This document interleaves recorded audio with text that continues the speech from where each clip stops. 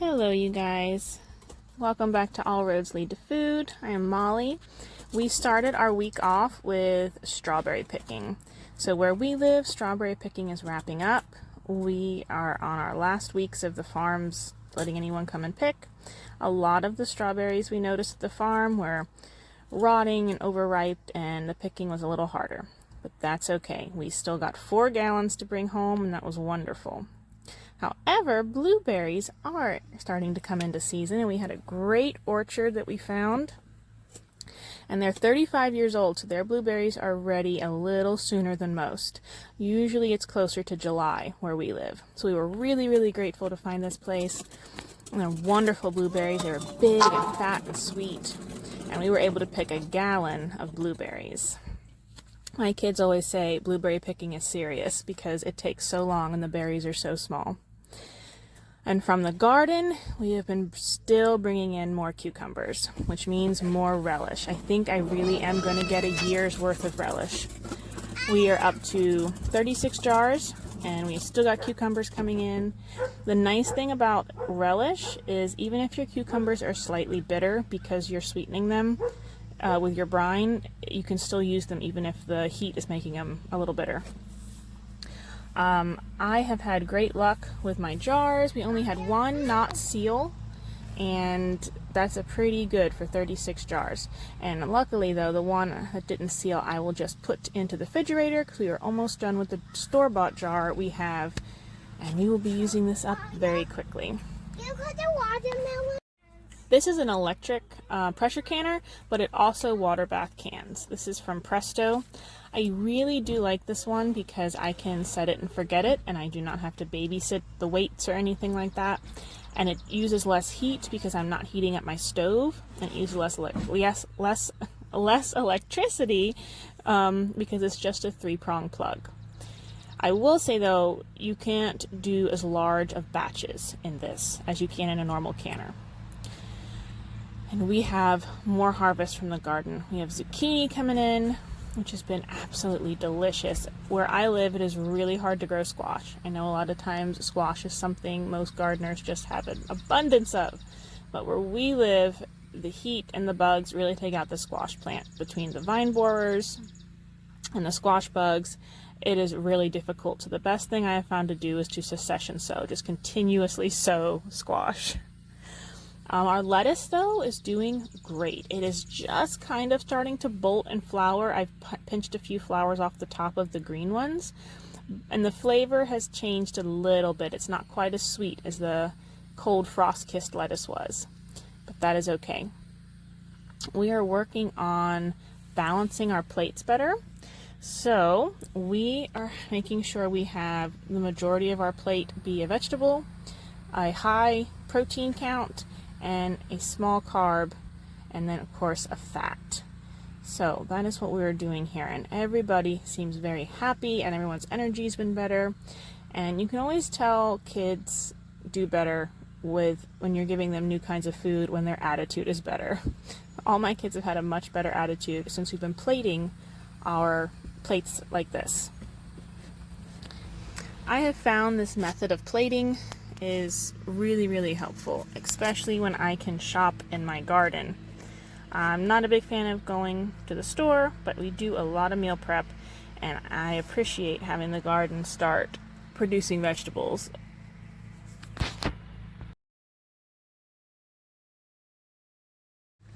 this was a great breakfast for us. Everyone was happy. And one of my favorite dressings has been balsamic and oil with the garlic from last year's garden, and a little sugar and salt and pepper, and it's been fantastic. And I've used it on almost every salad that we've had on our plates these past couple days. We've been doing a lot of working out, a lot of intentional things to strengthen our bodies, strengthen our minds. It helps with fatigue, it helps with overwhelm. I've been a big fan of intentional workouts in these past couple of weeks. It has really changed a lot for my brain fog and thinking. Back to the garden. So our garden is really producing. We did our first bean harvest. The bush beans have been producing, but my kids come out and eat them as snacks, and so I never really get a meal off of those. So I have to wait on the pole beans, and the pole beans are finally starting to be ready. They're a beautiful size, they're tender. We grow a stringless variety, and we got an entire gallon, which was fantastic. I also decided on this day to preserve some herbs. Our basil's looking really nice and bushy, so I am going to dehydrate this basil. Now, where I live, we're pretty humid, so I do have to dehydrate my basil. I've never been able to just like hang it up to dry. It will mold and just be awful.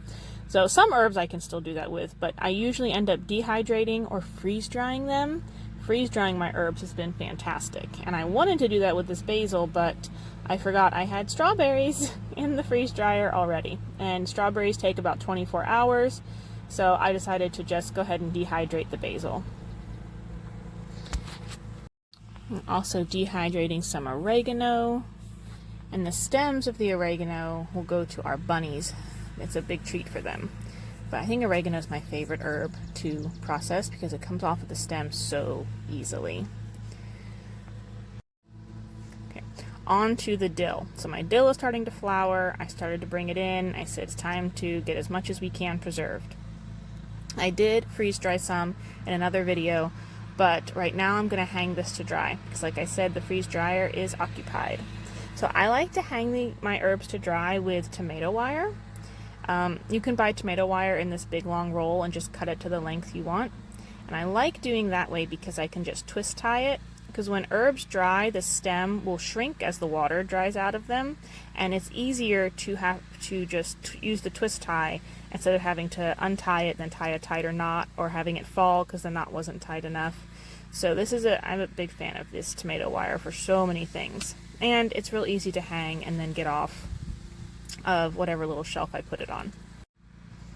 We brought in more cucumbers. So these ones that I'm chopping will go in the food processor to be more relish, and I'm going to start in on some more pickles. We are really, really grateful for the great cucumber harvest. You gotta do what you can while you got it.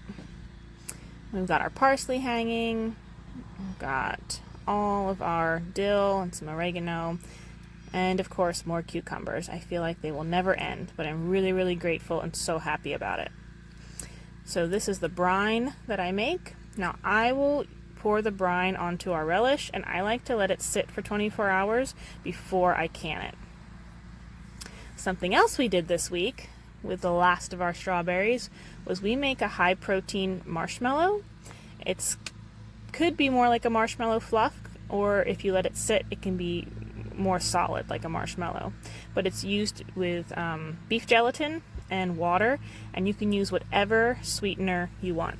So I used half a cup of regular sugar. If you use a natural sweetener like honey or maple syrup, then you probably want to use more like a cup of sweetener with the water, the warm water, and you just beat it on high for about 10 to 12 minutes, and you have amazing, delicious marshmallow.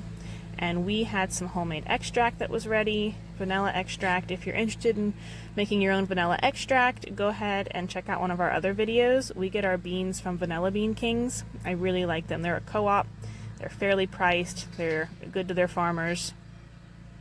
But this is a huge treat for us, and I absolutely love that it's not too sweet. It is just so good. My kids, we make this at least once a week, if not more. It is a wonderful, wonderful treat. And our compost was ready.